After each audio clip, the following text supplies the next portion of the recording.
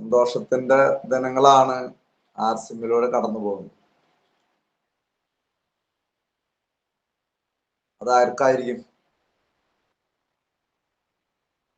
സന്തോഷത്തിന്റെ ദിനമാണ് ആർസിമിലൂടെ കടന്നു പോകുന്നത് പറയുമ്പോൾ ആർക്കായിരിക്കാനാണ് സാധ്യത സാറേ?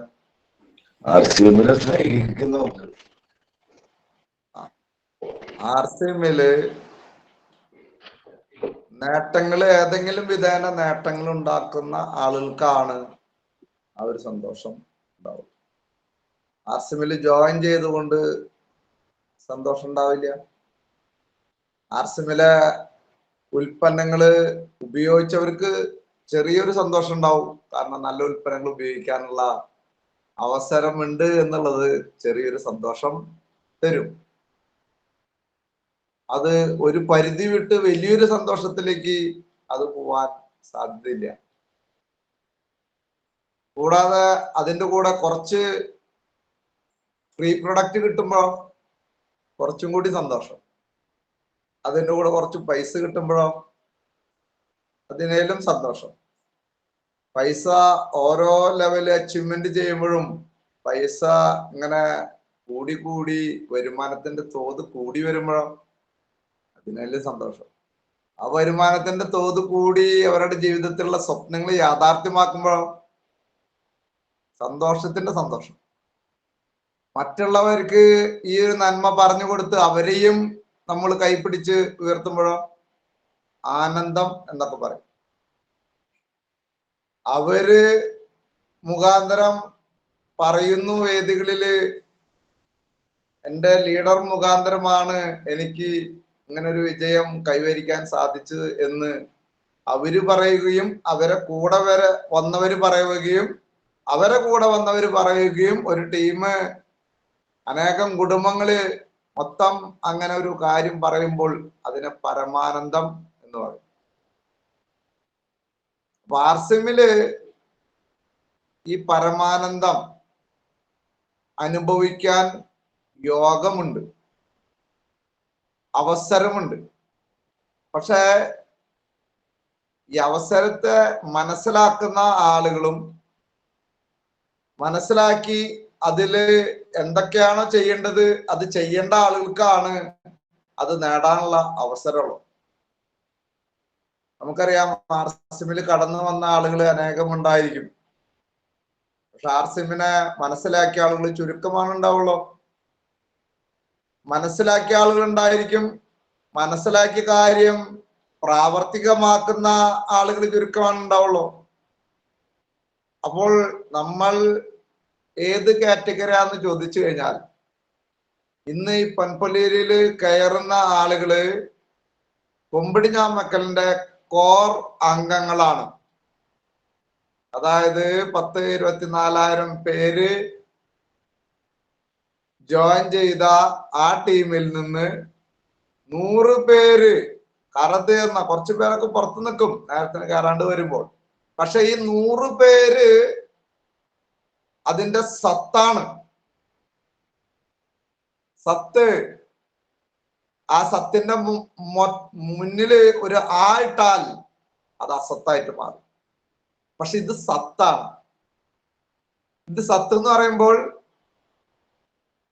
ഓരോ ദിവസവും പഠിക്കാനുള്ള വ്യഗ്രതയായിട്ട്, ഓരോ ദിവസവും മാറ്റങ്ങൾക്ക് വിധേയമായിട്ട്, ഓരോ ദിവസവും എനിക്കും എൻ്റെ ടീമിനും മാറ്റം ഉണ്ടാവണം എന്ന് ചിന്തിക്കുന്ന, മാറ്റം കൊണ്ടുവരണം എന്ന് ചിന്തിക്കുന്ന, എൻ്റെ ജീവിതത്തിൽ നേട്ടങ്ങൾ കൊണ്ടുവരണം എന്ന് ചിന്തിക്കുന്ന, ആർസിബിയിലൂടെ എന്തൊക്കെ നേട്ടങ്ങളുണ്ടോ അതെന്റെ കുടുംബത്തിന് നേടിയെടുക്കണം എന്ന് ചിന്തിക്കുന്ന ഒരു കൂട്ടായ്മയാണ് ഇന്ന് പൊൻപൊല്ലേരി കൃത്യമായിട്ട് കയറുന്നത്.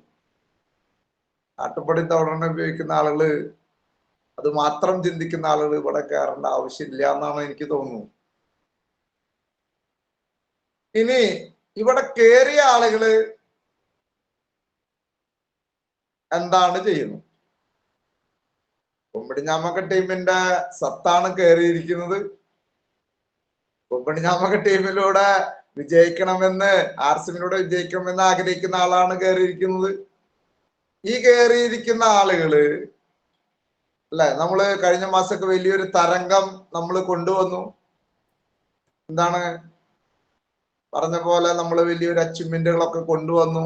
എല്ലാവരും വളരെ ത്രില്ലിലാണ്. മറ്റുള്ള ടീമംഗങ്ങൾ പലരും പറയുന്നു കുമ്പിടിഞ്ഞാമക്ക ടീമിനെ കണ്ടുപിടിക്കണം. മറ്റുള്ള ടീമംഗങ്ങൾ പലരും പറഞ്ഞു റോയൽറ്റി അച്ചീവേഴ്സ് അടക്കം എന്റെ അടുത്ത് വന്ന് മുട്ടി, ഇവിടെ ഒരു എൻട്രി തരുമെന്ന്. അവിടെ ഒരു കാര്യമില്ല എന്നാണ് പറയുന്നത്.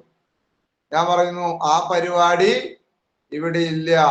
നിങ്ങളുടെ പ്രവർത്തനം അവിടെ മെച്ചപ്പെടുത്തൂ, അവിടെ തന്നെ വർക്ക് ചെയ്യൂ എന്ന് പറഞ്ഞു. പുറത്തു വിടരുത്, റോയൽറ്റി അച്ചീവേഴ്സ് ആണ്, പുറത്തു വിടരുത്. സ്റ്റാർ പ്ലാറ്റിനത്തിൽ നിൽക്കുന്ന ആള് പോലും വന്നിട്ട് പറഞ്ഞു സ്റ്റാർ പ്ലാറ്റിനം അച്ചീവ്മെന്റ് ആയതാണ്, പിന്നെ ടീം വർക്ക് കാര്യമായിട്ടില്ല. അവരടക്കം വന്നിട്ട് പറഞ്ഞു കുമ്പിടിയിൽ എവിടെങ്കിലും ഒരു വാലുമ ഒരു എൻട്രി തരുമെന്ന്. വാലുമ ഞങ്ങൾ അതുമ്പത് പിടിച്ചു കയറിക്കോളാം എന്നാണ് പറയുന്നത്. കാരണം സാർ മറ്റുള്ളവർക്ക് മനസ്സിലായി കൊമ്പിടിഞ്ഞാമക്ക ടീമില് എന്തെങ്കിലുമൊക്കെ നടക്കുന്നുണ്ടെന്ന്. പക്ഷെ മനസ്സിലാവാത്ത ആളുകള് കൊമ്പിടിഞ്ഞാമക്ക ടീമിന്റെ ഉള്ളിലുള്ള ആളുകളാ. JRC മുട്ടാർസിയും മനസ്സിലാവാത്ത ആളുകള് ഇതിന്റെ ഒരു അവസരവും ഈ ടീമിന്റെ പ്രസക്തിയും ഈ ടീമിൽ നടക്കുന്ന പ്രവർത്തനങ്ങളും മനസ്സിലാവാത്ത ആളുകള് അത് ഏറ്റവും കൂടുതൽ കൊമ്പിടിഞ്ഞാമക്ക ടീമിലാണ്. അപ്പൊ അതുകൊണ്ട് എനിക്ക് പറയാനുള്ള ഒരു കാര്യം, ഞാനൊന്ന് സെർച്ച് ചെയ്തപ്പോ നമ്മൾ പറയാറുണ്ട് ഒരു അച്ചീവ്മെന്റ് വരാനല്ല നമുക്ക് ബുദ്ധിമുട്ട്, ആ അച്ചീവ്മെന്റ് നിലനിർത്താനാണ് ബുദ്ധിമുട്ട്. അച്ചീവ്മെന്റ് വരണമെങ്കിൽ ഒരു ഉന്തിക്കോട ഒരു തള്ള് എന്ന് പറഞ്ഞ മാതിരി അല്ലെ, നമ്മള് ഉത്സവപ്പറമ്പിലൊക്കെ കാണാറില്ലേ, ഒരു സൈഡിൽ നിന്ന് തള്ളു വന്നു കഴിഞ്ഞാൽ നമ്മൾ ഉദ്ദേശിക്കാത്ത സൈഡിലേക്കൊക്കെ നമ്മൾ തള്ളി നീങ്ങി പോവും അല്ലെ. അതേപോലെ ചില മാസങ്ങളിലൊക്കെ ഒരു തിക്ക് വരുമ്പോ,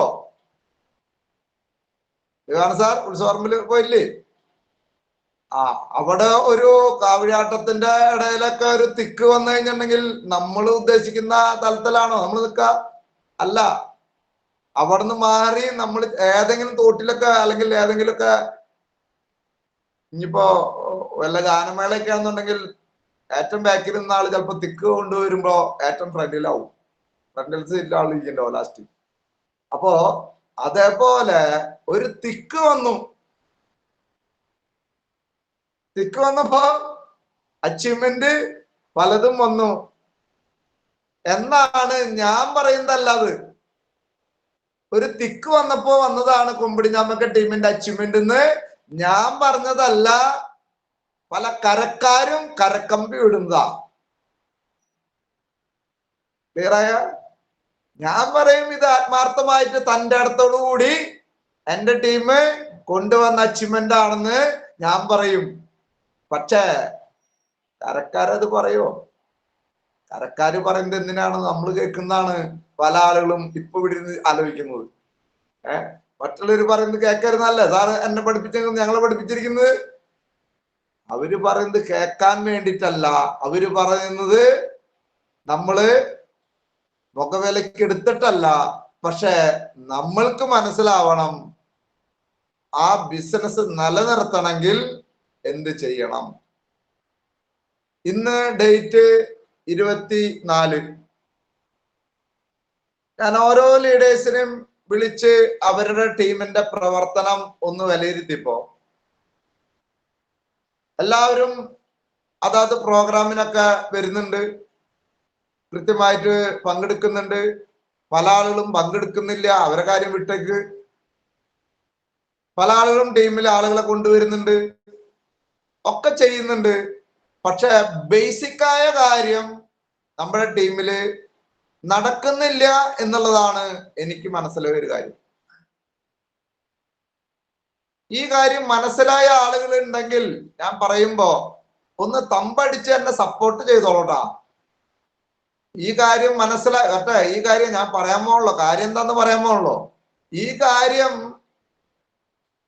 ശരിയാണ്, അത് വേണ്ടത്ര രീതിയിൽ നടക്കുന്നില്ല എന്ന് ഏതെങ്കിലും ലീഡേഴ്സ് ആയിട്ടുള്ള ആളുകൾക്കോ ഇന്ന് പങ്കുലിരിക്കുന്ന ഏതെങ്കിലും ഒരു വ്യക്തികൾക്കോ മനസ്സിലായിട്ടുണ്ടെങ്കിൽ എന്നെ സപ്പോർട്ട് ചെയ്യാൻ നിങ്ങൾ ഉണ്ടാവും എന്നുള്ളതാണ്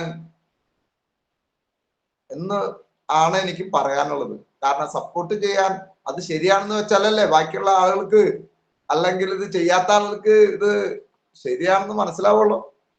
അല്ലെങ്കിൽ ഞാനിവിടെ ഇരുന്ന് പറയും റേഡിയോ പോലെ, ബാക്കിയുള്ള ആളുകൾ കേൾക്കും കേൾക്കാണ്ടിരിക്കും.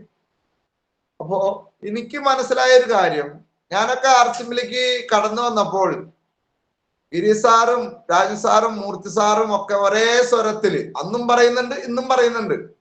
പക്ഷെ അന്ന് അങ്ങനെ ആ കാര്യം ഫോക്കസ് ചെയ്തപ്പോഴാണ് ടീമിൽ ഏറ്റവും കൂടുതൽ അച്ചീവ്മെന്റും ഏറ്റവും കൂടുതൽ ജോയിനിങ്ങും ഏറ്റവും കൂടുതൽ ആളുകൾ തീരുമാനം എടുത്തതും ഒരു സ്പീഡായിട്ട് ഒരു അച്ചീവ്മെന്റ് കൊണ്ടുവരാൻ എനിക്ക് സാധിച്ചത്, എന്റെ ടീമിനെ വളർത്താൻ സാധിച്ചത് ആ ഒരു പോയിന്റില് ഫോക്കസ് ചെയ്തുകൊണ്ടാണ്.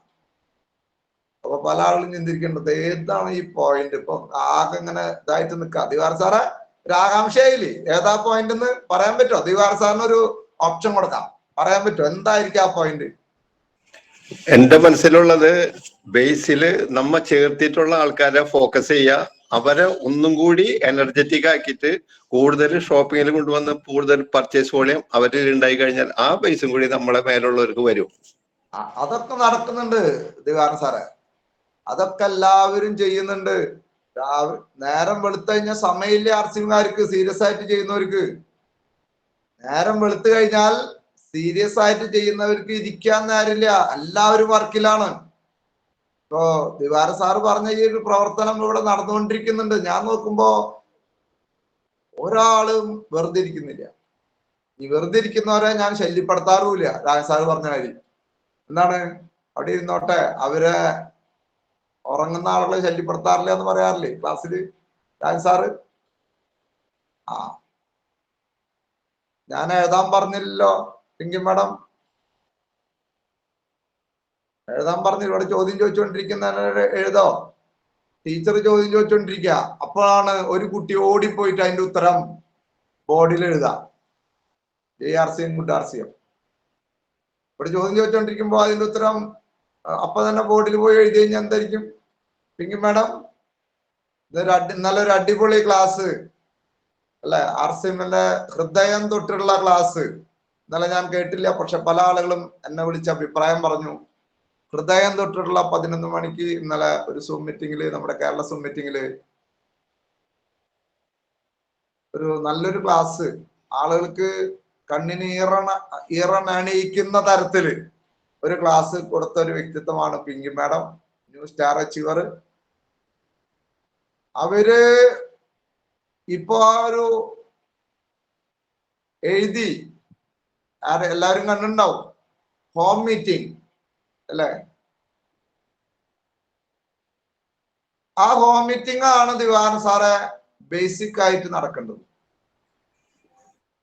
വിഷമം എന്ന് പറയട്ടെ, നമ്മുടെ ടീമില് ഹോം മീറ്റിങ്ങുകൾ എണ്ണം, ഫോക്കസ് ചെയ്ത് പ്രവർത്തിക്കുന്ന ആളുകളുടെ എണ്ണം കുറഞ്ഞു വരും, കുറഞ്ഞു വരികയാണ്. ഇത് സമ്മതിക്കുന്ന ആളുകൾ ഒന്ന് തമ്പടിക്കും. അപ്പൊ ഞാൻ മനസ്സിലാക്കും, തമ്പടിക്കാത്ത ആളുകള് ഇഷ്ടം പോലെ ഒരു മാസം 10-20 ഹോം മീറ്റിംഗ് നടത്തുന്ന ആളുകളാണ്. 10-20 ഹോം മീറ്റിംഗ് നടത്തുന്ന ആളുകൾ തമ്പടിക്കണ്ട. ഒരു മാസം 20 ഹോം മീറ്റിംഗ് നടത്തുന്ന ആളുകൾ തമ്പടിക്കണ്ട. അല്ലാത്തവരൊക്കെ തമ്പടിക്കാൻ പറ്റുന്നവര് തമ്പടിച്ചോ. കാരണം നിങ്ങൾക്കെങ്കിലും ബോധ്യപ്പെടും ഞാനും എൻ്റെ ടീമും അത് നടത്തുന്നില്ല. ഓക്കെ, തമ്പടിച്ചവര് ഭാഗ്യവന്മാര്, തമ്പടിക്കാത്തവര് അതിനേലും ഭാഗ്യവന്മാര്. ഓക്കെ, അപ്പൊ ഞാൻ പറഞ്ഞു വന്നത്, ഹോം മീറ്റിങ്ങുകളുടെ എണ്ണം ടീമില് നടക്കാത്തതാണ് ടീമില് ബിസിനസ് സ്റ്റഡി ആവാത്തത്. ഇനി പറഞ്ഞില്ല കേട്ടില്ല എന്ന് വേണ്ട. അതായത് ഇന്നത്തെ മെസ്സേജിൽ പറഞ്ഞു വിജയമന്ത്രങ്ങളായിട്ട് സജീവ് സാർ എത്തുന്നു പട്പിന്നീര്. എന്താണ് വിജയമന്ത്രം? നെറ്റ്വർക്ക് മാർക്കറ്റിംഗില് ഏറ്റവും അടിസ്ഥാനപരമായ വിജയമന്ത്രമാണ് പ്രോഗ്രാമുകളെ ഫോക്കസ് ചെയ്യുക എന്നുള്ളത്. പ്രോഗ്രാമിൽ പങ്കെടുക്കുകയും പ്രോഗ്രാമിൽ പങ്കെടുപ്പിക്കുകയും ചെയ്യുക എന്നുള്ളത്. അതിൽ ഏറ്റവും ബേസിക് ആയ പ്രോഗ്രാമാണ് home meeting. Home meeting, home meeting, home meeting, home meeting. പിന്നെയോ home meeting, home meeting, home meeting, home meeting. പിന്നെ ഒന്നും കൂടി പറയാൻ പറഞ്ഞാലോ, home meeting, home meeting, home meeting, home meeting. ഇത് വിജയമന്ത്രമായിട്ട് ഏറ്റെടുത്ത ഒരു വ്യക്തിക്ക് ആർസിം ബിസിനസ്സിൽ ആളെ കിട്ടാനും ബുദ്ധിമുട്ടില്ല, ആളുകള് ബോധ്യപ്പെട്ട് വർക്ക് ചെയ്യാനും ബുദ്ധിമുട്ടില്ല. ഒരു വലിയൊരു പ്രോഗ്രാമിൽ ആളെ കിട്ടാനും ബുദ്ധിമുട്ടില്ല, ആ ആളുകള് തീരുമാനമെടുക്കാനും ബുദ്ധിമുട്ടില്ല. ഒരു വ്യക്തി അവരുടെ വീട്ടിൽ ഹോം മീറ്റിംഗ് വീണ്ടും ചെയ്യാനും ഒരു ബുദ്ധിമുട്ടില്ല, അവരുടെ വീട്ടിൽ ഒരു ഹോം ഷോപ്പ് ചെയ്യാനും ബുദ്ധിമുട്ടില്ല, അവര് ഡയമണ്ട് ക്ലബ്ബ് ചെയ്യാനും ബുദ്ധിമുട്ടില്ല, അവര് ട്രെയിനിങ്ങിന് വരാനും ബുദ്ധിമുട്ടില്ല, മീറ്റിങ്ങിന് വരാനും ബുദ്ധിമുട്ടില്ല, അവര് കമ്പനി വിസിറ്റ് ചെയ്യാനും ബുദ്ധിമുട്ടില്ല. അവർക്ക് ഒരു ബുദ്ധിമുട്ടുണ്ടാവില്ല. ഏതിലൂടെ കടന്നു വന്ന ആളുകള്? ഹോം മീറ്റിങ്ങിലൂടെ കടന്നു വന്ന ആള്.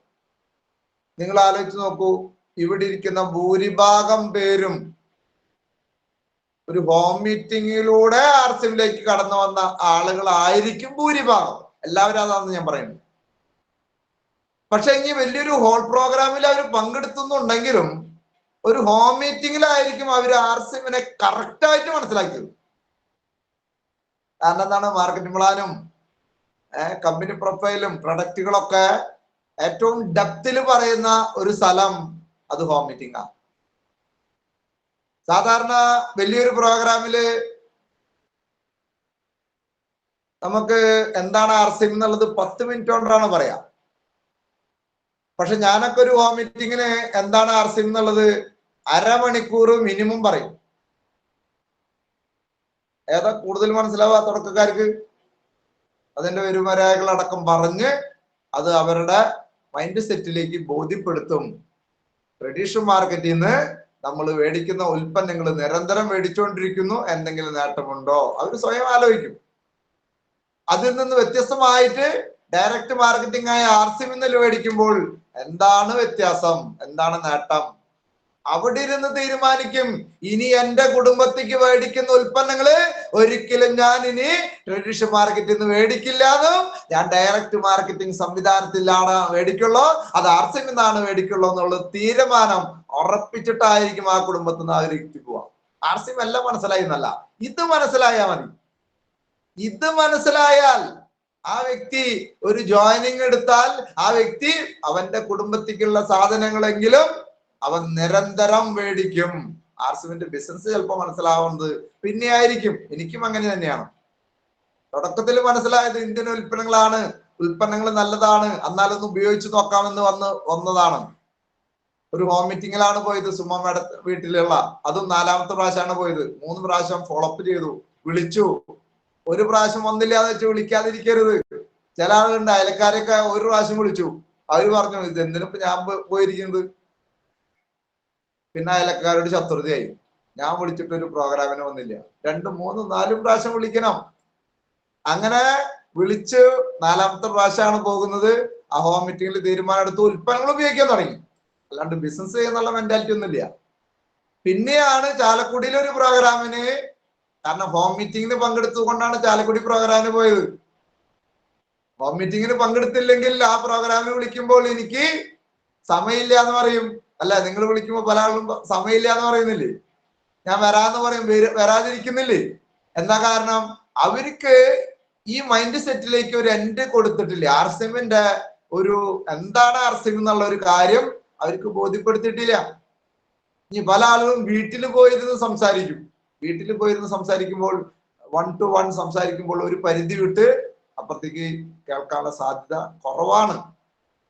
അവിടെ നിന്ന് സംസാരിക്കുന്ന ആളാണ് ഹോം മീറ്റിങ്ങിന് വരുള്ളൂ. എന്താണ്? അതാണ്, ഒക്കെ കണക്റ്റഡ് ആണ്.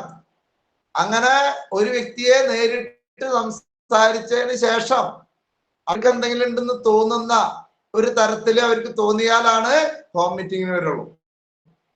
ഇനി ഹോം മീറ്റിംഗ് നടത്തുമ്പോൾ എന്താണ് പ്രത്യേകത?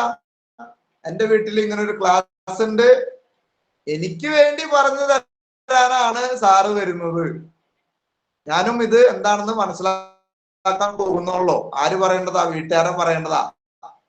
എനിക്ക് വേണ്ടി മനസ്സിലാക്കി തരാൻ, ഇതിലൂടെ സാമ്പത്തിക നേട്ടങ്ങളെത്താൻ പറ്റുമെന്ന് പറയുന്നുണ്ട്.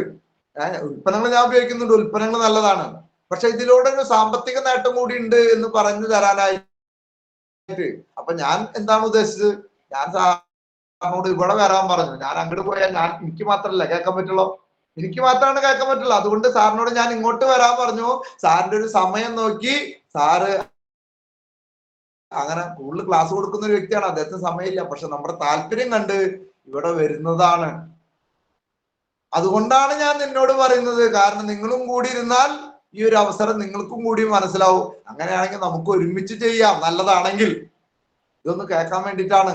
അതുകൊണ്ട് നീയും കൂടി വന്നാൽ ഗുണം ചെയ്യും. നമുക്ക് ഒരുമിച്ച് നമുക്ക് ഏറ്റെടുക്കാൻ പറ്റുന്നതാണെങ്കിൽ ഏറ്റെടുക്കാം, അതല്ലെങ്കിൽ നമുക്ക് വേണ്ടാതേക്കാം. ഒന്ന് പറഞ്ഞു നോക്കി. അയലക്കാരും ആ ചുറ്റുപാടുള്ള ആളുകള്, 4 അയലക്കാരെ വിളിച്ചിരുത്താൻ പറ്റാത്തത്, 4 കൂട്ടുകാർ അല്ലെങ്കിൽ നമ്മുടെ ബന്ധുക്കാരെങ്കിലും ഈ രീതിയിൽ പറഞ്ഞാൽ വിളിച്ചിരുത്താൻ പറ്റാത്ത എന്താണുള്ളത്? എനിക്ക് പല അനുഭവങ്ങളുണ്ട്. വീട്ടുകാരൻ അങ്ങനെ നമ്മൾ പറഞ്ഞതിന്റെ അനുസരിച്ച് വിളിച്ചുകൂട്ടി ഹോം മീറ്റിംഗ് കഴിഞ്ഞപ്പോൾ വീട്ടുകാരൻ എന്നോട് പറഞ്ഞിരിക്കുന്നത് ഒരു 2 ആഴ്ച കഴിഞ്ഞിട്ട് ജോയിൻ ചെയ്യാന്നാ. വീട്ടുകാരൻ പറഞ്ഞിരിക്കുന്നത് 2 ആഴ്ച കഴിഞ്ഞിട്ട് ജോയിൻ ചെയ്യാന്നാ. ഞാൻ പറഞ്ഞു നോ പ്രോബ്ലം, നേരത്തെ ചെയ്യുകയാണെങ്കിൽ നിങ്ങൾക്ക് നല്ലതാണ്. എന്നാലും നിങ്ങൾ ഒരു കാര്യം ചെയ്യൂ, ഒരു ഹോം മീറ്റിംഗ് വിളിച്ചു കൂട്ടു. അങ്ങനെ പറഞ്ഞ് ഒരു 3-4 വീട്ടുകാരും കൂടി വിളിച്ചു കൂട്ടി. ഞാൻ ക്ലാസ് കൊടുത്തു. ഒരു മണിക്കൂർ RCM എന്താണ്, ഉൽപ്പന്നങ്ങളുടെ സവിശേഷത എന്നൊന്ന് ജസ്റ്റ് ഒന്ന് ഒരു ക്ലാസിന്റെ മൈൻഡ് സെറ്റിലല്ല പറഞ്ഞ, നോർമൽ ആയിട്ടൊന്ന് പറഞ്ഞു കൊടുത്തപ്പോൾ ഒരു ചേച്ചി ഞാൻ ഇപ്പൊ വരാന്ന് പറഞ്ഞിട്ട് ഒറ്റ ഓട്ടാ. സാറ് പോവല്ലേട്ടോ, അപ്പൊ വരാന്ന് പറഞ്ഞിട്ട് പോയിട്ട് നോക്കിയപ്പോൾ ആധാറും ബാങ്ക് പാസ്ബുക്കും ഡീറ്റെയിൽസും കൊണ്ടുവന്നിരിക്കുന്നു. എനിക്കിപ്പൊ തന്നെ ജോയിൻ ചെയ്യണമെന്ന്. ഈ വിളിച്ചുകൂട്ടിയ വീട്ടുകാരൻ 2 ആഴ്ച കഴിഞ്ഞിട്ട് ജോയിൻ ചെയ്യാന്നാണ് പറഞ്ഞിരിക്കുന്നത്. ഒരാള് ജോയിൻ ചെയ്യാൻ കൊണ്ടുവന്നപ്പോൾ ആകെ 5 പേരാണ് ഉണ്ടായിരുന്നത്. 5 പേരിൽ 2 പേര് അവരുടെ ആധാറും ബാങ്ക് പാസ്ബുക്കും ആയിട്ട് അയലക്കാർ ജോയിൻ ചെയ്യാൻ വന്നിരിക്കുന്നു. ഞാൻ അതിന്റെ ഡീറ്റെയിൽസ് ഒക്കെ എടുത്തു, നോട്ടൊക്കെ എഴുതി വെച്ചു. ഞാൻ പറഞ്ഞു ജോയിൻ ചെയ്തിട്ട് ഞാൻ പറഞ്ഞത്. എന്താ കാരണം അപ്പം ചെയ്യാഞ്ഞത്?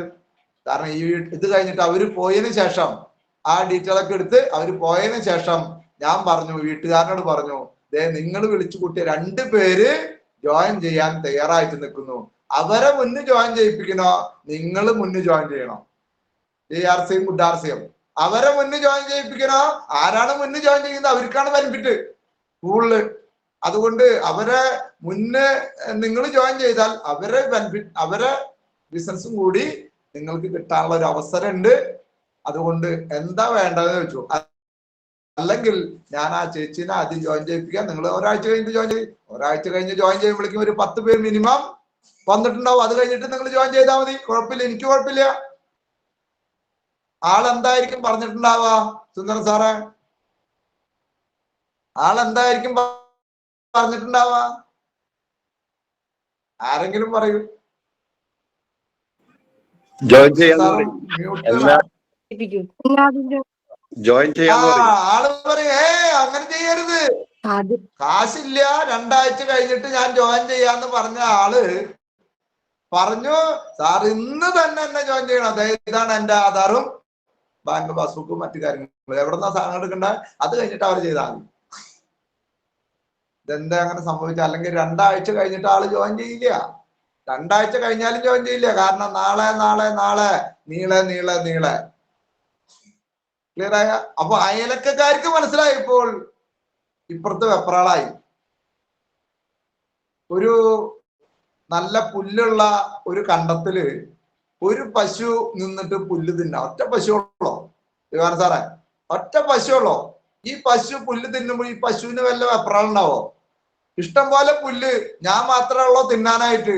അതുകൊണ്ട് ഇങ്ങനെ പശു ഇങ്ങനെ ആടി മണിങ്ങി, ഒരു കാക്ക വന്ന കാക്കാനെ നോക്കി, ഒരാള് പോയി ആളെ നോക്കി, ഇങ്ങനെ ആടി കൊമ്പൊക്കെ ഉലുക്കി ഇങ്ങനെ നിന്നിട്ട് പശു തിന്നാണ് പുല്ല്. അപ്പോഴാണ് ആ കണ്ടത്തിൽ തന്നെ വേറൊരു പശു അപ്പുറത്ത് വന്ന് അതിനെ കുറ്റിയടിച്ച് അവിടെ കെട്ടിയപ്പോ ഈ പശു എന്ത് ചെയ്തു?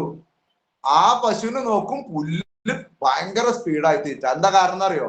ഇത്ര നാള് ഈ പുല്ല് എനിക്ക് തന്നെ തിന്നാനുള്ളത്, അതുകൊണ്ട് വേറെ ആരും വരില്ല എന്ന് ചിന്തിച്ചു നിന്ന പശു അപ്പുറത്തെ ഒരു പശു വന്നപ്പോൾ വെപ്രാളം കൂടി. കാരണം ഇതൊന്നും ആരും ചെയ്യില്ല. അതുകൊണ്ട് എന്റെ കൂടെ വരുന്നവര് ആരും ജോയിൻ ചെയ്യില്ല.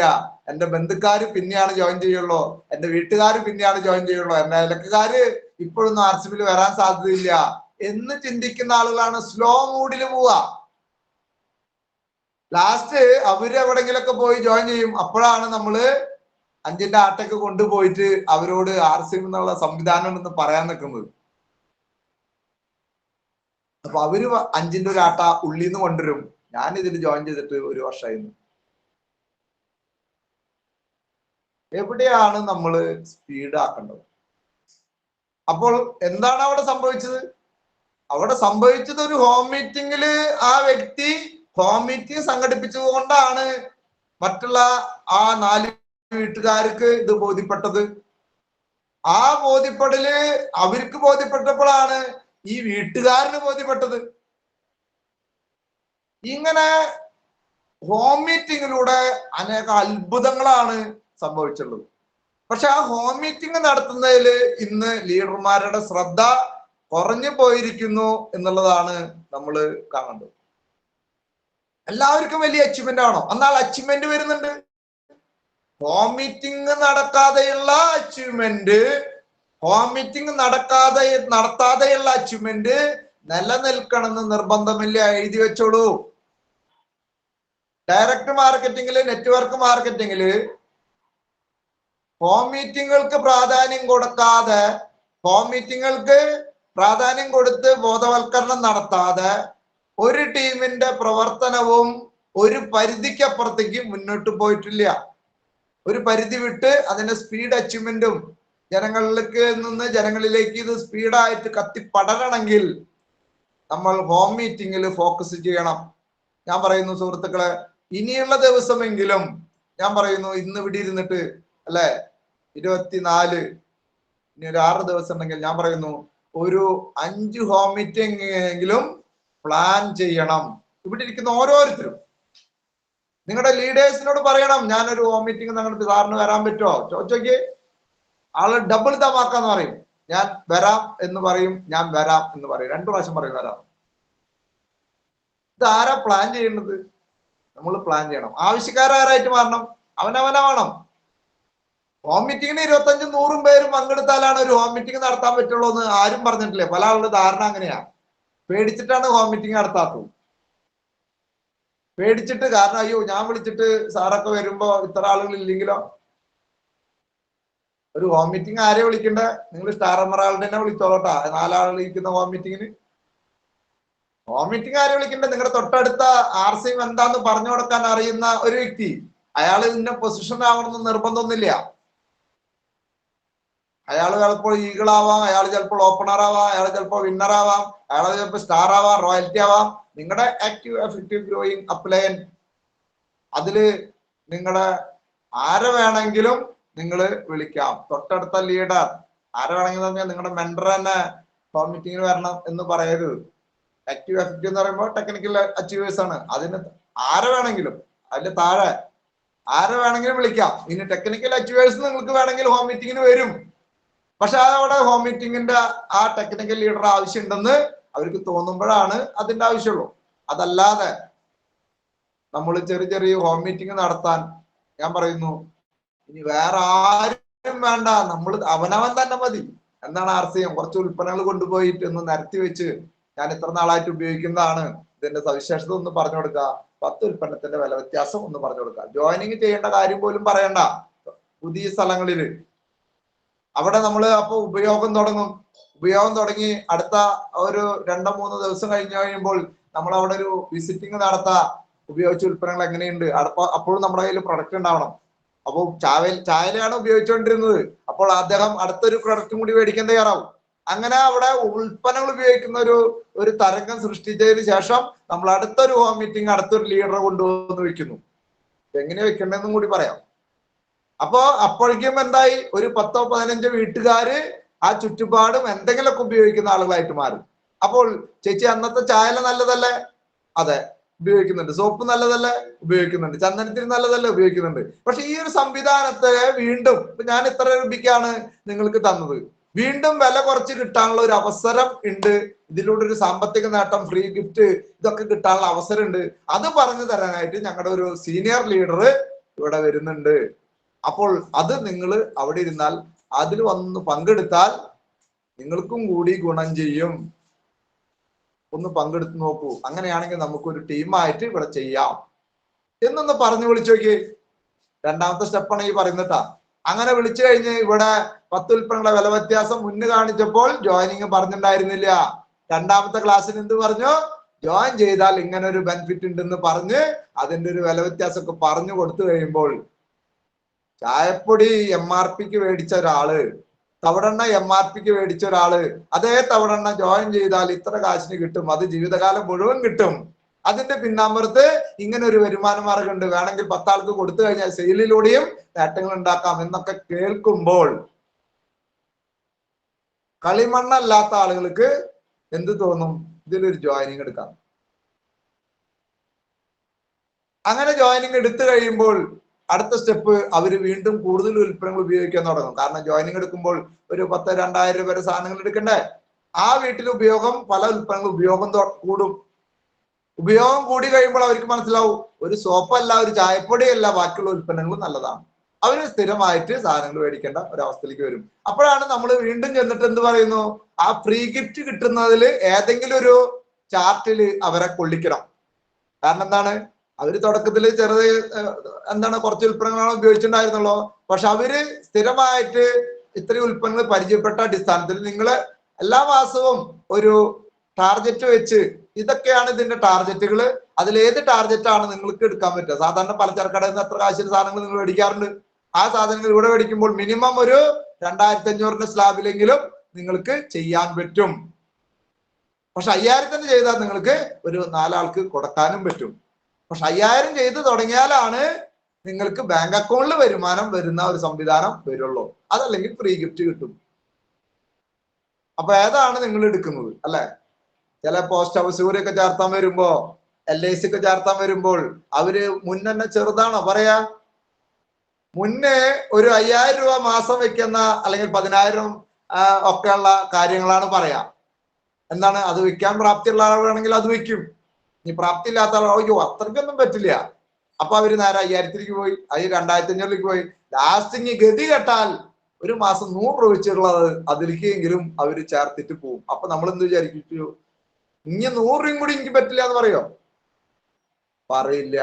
അപ്പോൾ ഈ ഒരു ഓപ്ഷൻ നമ്മൾ കൊടുക്കുമ്പോൾ അവരുടെ കപ്പാസിറ്റി അനുസരിച്ച് അവരൊരു ഓപ്ഷൻ തിരഞ്ഞെടുക്കും. അവർക്ക് എത്ര ഫ്രീ ഗിഫ്റ്റ് കിട്ടണം എന്ന് അവർ ആഗ്രഹിക്കുമ്പോൾ ആ ഫ്രീ ഗിഫ്റ്റ് കിട്ടേണ്ട രീതിയിൽ അവർ സെലക്ട് ചെയ്യും. സെലക്ട് ചെയ്താൽ അവർ 6 മാസം ഇത് കണ്ടിന്യൂ ചെയ്യും. 6 മാസം നിരന്തരം എത്രയും ഈ ടാർഗറ്റ് അവര് കണ്ടിന്യൂ ചെയ്യും. നമ്മളൊന്ന് നോക്കിയാൽ മതി.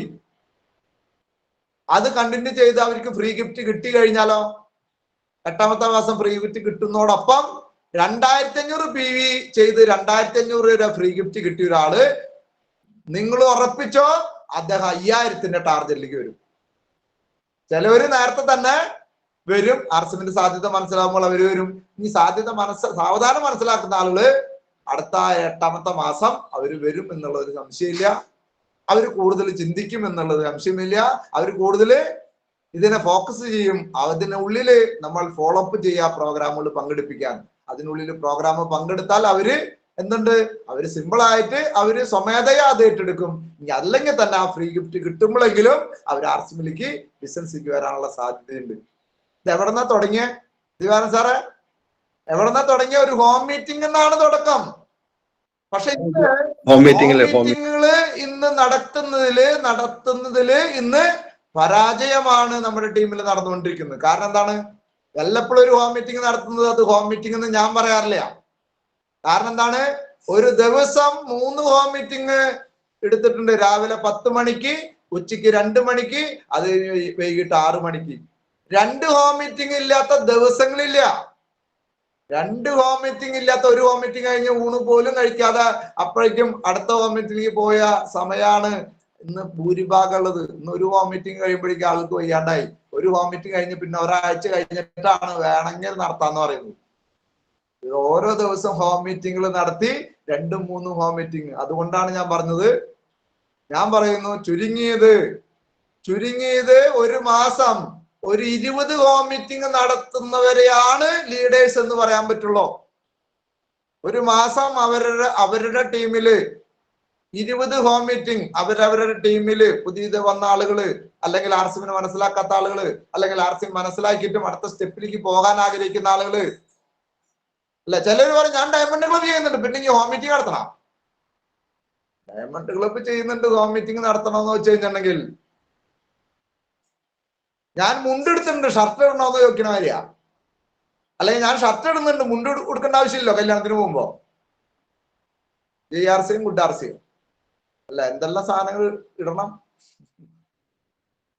അപ്പോ പെർഫെക്റ്റ് ആയിട്ട് ഒരു കാര്യം നമ്മൾ ചെയ്യുമ്പോൾ ഞാൻ അത് ചെയ്യുന്നുണ്ട് ഇത് ചെയ്യുന്നില്ല എന്നല്ല.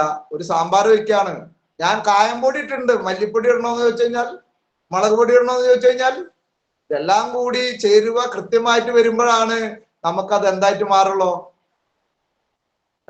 എന്തായിട്ട് മാറുള്ളൂ, സാമ്പാറായിട്ട് മാറുള്ളൂ. അങ്ങനെയാണെങ്കിൽ ഒരു സാമ്പാറിൽ പ്രധാനപ്പെട്ടത് എന്താ? പരിപ്പ്. വേറെ എന്ത് കഷ്ണം ഇട്ടിട്ടും കാര്യമില്ല, പരിപ്പ് ഇട്ടിട്ടില്ലെങ്കിലോ. ഈ ഹോം മീറ്റിംഗ് എന്ന് പറയുന്നത് ആർസിം ബിസിനസ്സിൽ വിജയിക്കാനുള്ള, അല്ലെങ്കിൽ ആ സാമ്പാർ നന്നാവുന്ന പോലെ ആർസിം ബിസിനസ്സിൽ വിജയിക്കാനുള്ള പരിപ്പാണ് എന്ത്? Home meeting. ഇത് ഇട്ടിട്ടില്ലെങ്കിൽ ബാക്കി എന്ത് ചെയ്തിട്ടും ഒരു പരിധി വിട്ടിട്ട് ടീമിനെ വളർത്താനായിട്ട് പറ്റില്ല. മലവെള്ളം പോലെയൊക്കെ അച്ചീവ്മെന്റ് ചില മാസങ്ങളിലൊക്കെ വരും. അത് നിലനിർത്തണമെങ്കിൽ പല ആൾക്കും ഇതിനെ അറിയാതെ ഒരു തരംഗത്തിലാണ് വരുന്നത്. ബേസിക് അറിഞ്ഞിട്ട് വേണം ആ വ്യക്തി. ബേസിക് അറിഞ്ഞ വ്യക്തി എന്തുണ്ടാവും? ബേസിക് അറിയാത്ത വ്യക്തി തരംഗത്തില് അച്ചീവറായിട്ട് നമ്മുടെ കൂടെ ഉണ്ടാവും. ബേസിക് അറിഞ്ഞ വ്യക്തി എന്തുണ്ടാവും? അവരെയും ഇതേപോലെ അച്ചീവ്മെന്റിലേക്ക് കൊണ്ടുവരാൻ അവർക്ക് സാധിക്കും. പല ആളുകളുടെ പരാതി, എന്റെ ടീമിൽ അവര് അച്ചീവറാ, പക്ഷെ അവരെ കൂടെ ഇല നിങ്ങളില്ല.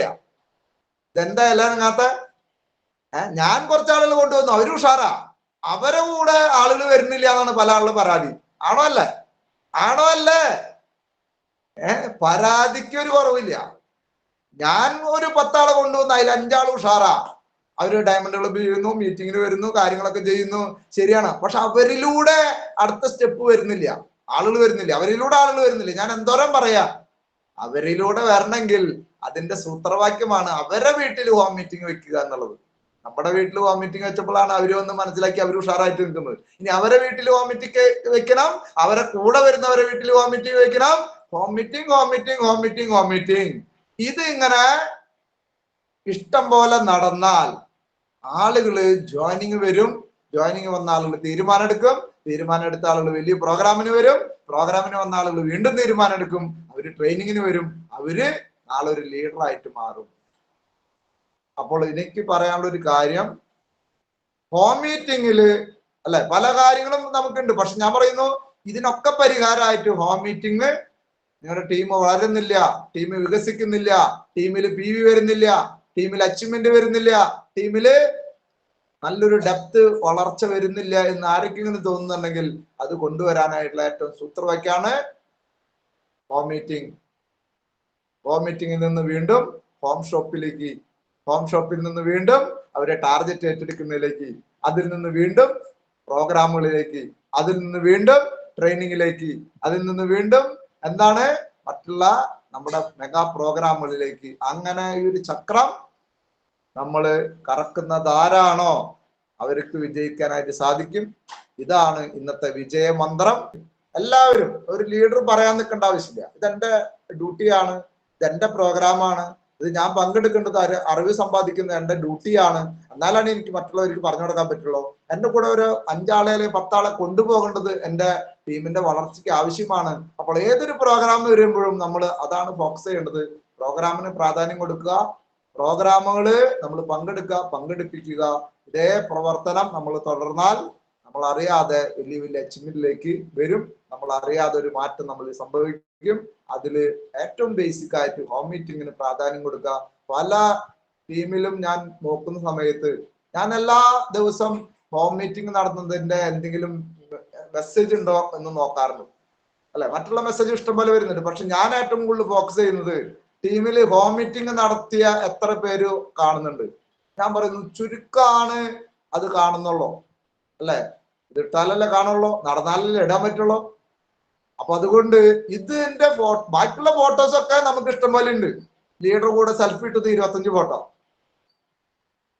ലീഡർ പോലെ സെൽഫി എടുത്ത് 25 ഫോട്ടോ, ടീമങ്ങളെ കൂടെ കണ്ടപ്പോ എടുത്തത് അത് വേറെ ഫോട്ടോ. ഒരു അച്ചീവ്മെന്റ് ഒരു മീറ്റിങ്ങിന് വരുമ്പോ അവിടെ ഒരു 1000 ഫോട്ടോ വരും.